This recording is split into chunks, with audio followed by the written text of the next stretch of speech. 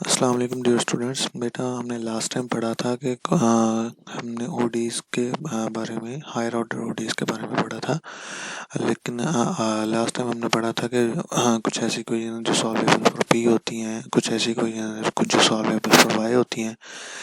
Now will discuss के equations that will be solvable for X. तो उनकी general form क्या है, उनको हम सॉल्व कैसे करते हैं, विल स्टडी दैट।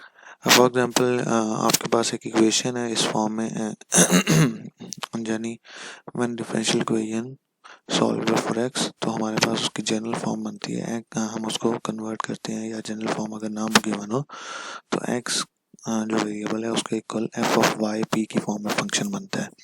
जो इस फॉर्म में फंक्शन बनता है उसको अगर हम फर्दर डिफरेंशिएट करते हैं विद रिस्पेक्ट टू वाई, तो ये बन जाएगा D X by D Y. D X by D Y आपको पता है D Y by D X P होता है, तो D X by D Y will be equal to 1/p। तो this will be equal to partial F of partial Y, और again इस form में आ जाएगा। अब अगर विच इज एन इक्वेशन, अब फर्स्ट ऑर्डर इक्वेशन है फर्स्ट डिग्री में, टू वेरिएबल वाई और पी, इसको हम सॉल्व करके इस फॉर्म में आपके पास सोल्यूशन आ जाएगा। अब obtain the solution by eliminating p from equation 1 and 2। 1 और 2 को साइमल्टेनियसली सॉल्व करेंगे, 1 में से p को एलिमिनेट कर देंगे इसमें से, और आपके पास सोल्यूशन आ जाएगा। अगर वो p को एलिमिनेट करना पॉसिबल ना हो तो हम 1 और 2 दोनों मिल के सोल्यूशन को फॉर्म कर लेंगे। अब हम इसके एग्जांपल्स देखते हैं कि एग्जांपल्स में किस तरह से सॉल्व किया गया है। फॉर एग्जांपल अगर आपके पास फर्स्ट पार्ट है x is equal to 4p plus 4p cube. अब x के फॉर्म में, इसको हम with respect to y differentiate करते हैं। डिफरेंशिएट करने के बाद आपके पास ये इक्वेशन आई, और ये 1/p की इक्वल है। ये dp बाई dy इन दोनों में से कॉमन ले लेंगे, dp बाई dy अगेन ये बन गया। अब dy लेफ्ट साइड पे ले आए, p इसके साथ मल्टीप्लाई हो जाएगा, तो आपके पास ये इक्वेशन बन जाएगी। वेरिएबल्स को सेपरेट कर लिए, यू कैन से दैट। अब ये वाली इक्वेशन को अब अगर हम इंटीग्रेट करते हैं तो आपके पास y is equal to 2p² plus 3p4 plus c, ये एक इक्वेशन बन गई। अब हमने कहा था कि अगर दोनों को देखेंगे, फॉर एग्जांपल आपके पास इक्वेशन 1 ये है, ये इक्वेशन 2 है। हम देखें इन दोनों में से p को एलिमिनेट करना इतना कोई आसान इजीली पॉसिबल नहीं है। अब अगर हम इजीली पॉसिबल ना हो तो फिर हम क्या करेंगे कि हम you can write equation 1 and equation 2 constitute the solution, complete solution of the for the given differential equation. तो इस तरह से हम इसको सॉल्व कर लेंगे। अब नेक्स्ट इसकी एग्जांपल है, यानी जो आपके पास अगर एग्जांपल हो p² minus 2xp plus 1 equal to 0। तो अब अगर हम इसको सॉल्व करेंगे तो x यहाँ से x किसके इक्वल आ जाएगा, p² प्लस 1 ओवर 2p।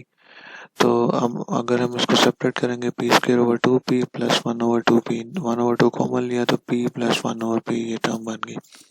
अब x is equal to this term. अब इसको अगर हम with respect to y differentiate करेंगे तो आपके पास इस फॉर्म में इक्वेशन बन जाएगी। अब ये वाली इक्वेशन जो है, इसको अगर हम मज़ीद थोड़ा सा वेरिएबल सेपरेट करें, इसको थोड़ा सा सिंप्लीफाई करें, तो आपके पास यानी 1/p is equal to 1/2 dp by dy plus 1/p²। हम इसमें से dp बाई dy कॉमन ले लेंगे, तो 1/2 इंटू 1 माइनस 1/p²। dy इधर ले आए, p को इधर मल्टीप्लाई कर दे, तो ये dy equal to 1/2 p minus 1/p into dp। Now अब ये जो इक्वेशन है इसको अगर हम इंटीग्रेट कर लेते हैं, इंटीग्रेट करने से आपके पास ये इक्वेशन बन गई। यानी इसके इंटीग्रेशन p² ओवर 2 और 2 मल्टीप्लाई होगा तो p² ओवर 4, और माइनस इसके integration natural log of p 1/2 साथ आ जाएगा, और प्लस c। तो इक्वेशन 1 और 2 दोनों की मदद से हम क्या कर लिया, एक सोल्यूशन बन गया जो गिवन डिफरेंशियल इक्वेशन का। उसके बाद नेक्स्ट है कि क्लैरिटी इक्वेशन क्या होती है। क्लैरिटी इक्वेशन की जनरल फॉर्म क्या है और क्लैरिटी इक्वेशन का सोल्यूशन किस फॉर्म में बनता है। फॉर एग्जांपल डिफरेंशियल इक्वेशन जो इस फॉर्म में y is equal to px plus f of p इस फॉर्म में गिवन हो, इसको अगर हम जनरली कहेंगे this is the Clairaut equation. इसका नाम दिया गया था आफ्टर फ्रेंच मैथमेटिशियन इसी क्लैरिट। अब अगर चूँकि ये इक्वेशन y के लिए सॉल्वेबल है तो हम इसको डिफरेंशिएट करेंगे विद रिस्पेक्ट टू x, तो आपके पास बन जाएगा चूँकि p dy by D X होता है तो p will be equal to, ये इसको रिस्पेक्ट टू x डिफरेंशिएट करेंगे, ये p बन जाएगा और ये एक्स पी डैश प्लस, यानी उस पर यू कैन से इस पर प्रोडक्ट रूल लगा और ये एज इट इज साथ इस तरह से डिफरेंशिएट होकर आपके पास ये फॉर्म बन गई। अब अगेन ये वाला फैक्टर इसमें जो कि D V by D X involve नहीं है, हम पी के बारे में इंटरेस्टेड हैं, तो हम ये वाले फैक्टर को वैसे ही निगलेक्ट कर देते हैं। निगलेक्ट करने के बाद आपके पास p इज इक्वल टू सी आ जाएगा कांस्टेंट, तो हम p की जगह पे c रिप्लेस कर देते हैं, तो आपके पास ये इक्वेशन आ गई। और ये इक्वेशन बेसिकली क्या है, this equation is the required solution. तो इन दिस वे आपके पास ये वाली जो इक्वेशन है ये रिक्वायर्ड सॉल्यूशन बन गया। अब अगर हम कह सकते हैं कि ऐसे क्या डिडक्ट कर सकते हैं, यू वी कैन डिडक्ट के स्केलर इक्वेशन को सॉल्व करने के लिए हम क्या करेंगे, जस्ट p को c से रिप्लेस कर देंगे।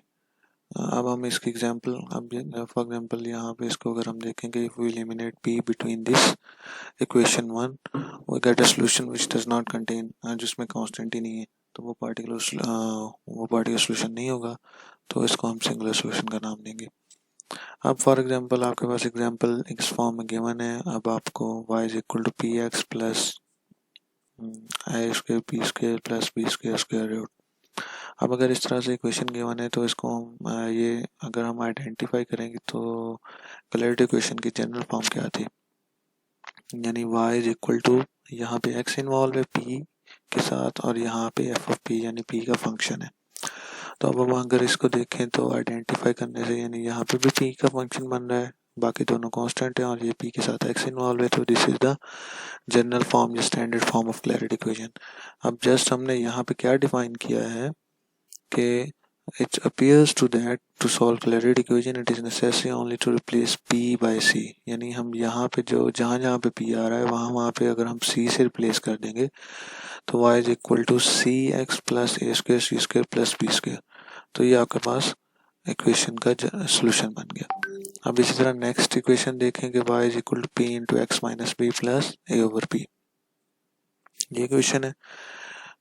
अब इस इक्वेशन को हम देखते हैं, अब ये तो एक सिंपल फॉर्म में गिवन है, लेकिन हमने इसको क्लैरिटी इक्वेशन की फॉर्म में, यानी y इज इक्वल टू, इसको राइट साइड का थोड़ा सा सॉल्व करेंगे तो ये बन जाएगा P X minus P B plus A over P, यानी ये फर्स्ट टर्म x और p कंबाइन आ गया और ये सेकंड और थर्ड टर्म बेसिकली p का फंक्शन बन गया।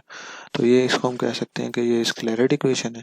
चूँकि ये क्लैरिटी इक्वेशन है तो इसमें हम p को c से रिप्लेस कर देंगे, तो वो रिप्लेस करने से जो आपके पास पहले y is equal to C X minus C B plus C over C, ये आपके पास इक्वेशन का सोल्यूशन आ गया।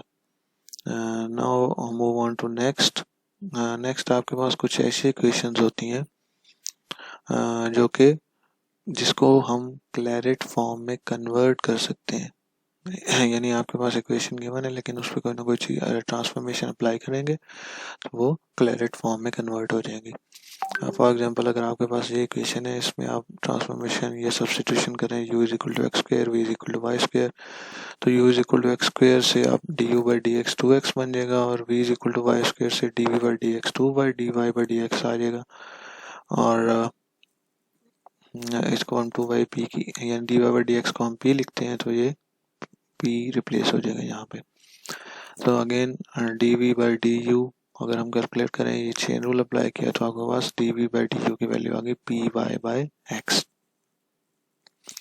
तो आपके पास इक्वेशन 1 बेसिकली क्या बन गई, इसमें अगर आप वैल्यूज पुट करें, v is equal to U D V by D X plus F of D V by D X D V by D U sorry, तो ये D V by D U के यानी यहाँ पे भी same है और ये इसी का फंक्शन है, तो ये आपके पास क्लैरिटी इक्वेशन बन गई। फॉर एग्जांपल इसके हम एग्जांपल देखते हैं कि X square Y square is equal to P X cube Y plus P square Y square plus P X Y plus 9x square. अब इसको अगर हम एक्स स्क्वायर यहाँ पे राइट साइड पे डिवाइड कर दें तो आपके पास ये इक्वेशन बन गई। अब अगर हम यहाँ पे एक्स स्क्वायर को यू के इक्वल सपोज करें, वाई स्क्वायर को वी के इक्वल सपोज करें, तो यहाँ से क्या बनेगा 2x D X is equal to D U और यहाँ से 2/dy is equal to dv। तो dv/du बेसिकली अगेन py/x बन जाएगा। इसको इक्वेशन 1 में सब्सटीट्यूट करें तो आपके पास x ओवर y और dv/du ये किसके इक्वल था, py/x के।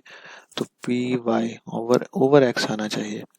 तो यहाँ पे क्या हो जाएगा, यहाँ पे x फिर मल्टीप्लाई हो जाएगा, मल्टीप्लाई और डिवाइड होगा तो ये यहाँ पे फिर इस फॉर्म में इक्वेशन बन जाएगी। यहाँ पे py/x है गिवन है तो इसका स्क्वायर बन जाएगा। इसी तरह py/x यहाँ पे dv/du और +9 एज इट इज आ जाएगा। अब अगर हम इसको मज़ीद सिंप्लीफाई करेंगे तो ये x मल्टीप्लाई हो गया, ये y कैंसिल हो गया, x के dy/du plus dv/du plus dv/du +9। अब यहाँ पे देखें एक्स स्क्वायर किसके इक्वल था, u के, तो यहाँ पे एक्स स्क्वायर की जगह पे हमने u रिप्लेस कर दिया तो आपके पास बन गया ये x और साथ ये मल्टीप्लाई हो रहा है, ये बाकी सारा क्या बन गया, उसी का फंक्शन बन गया। तो अगर हम dv/dx को हम p सपोज कर लेते हैं तो आपके पास ये क्या बन जाएगा, v is equal to up plus ये सारा b का फंक्शन है। तो ऑब्वियसली ये क्या है, ये बेसिकली क्या है, क्लैरिटी इक्वेशन है।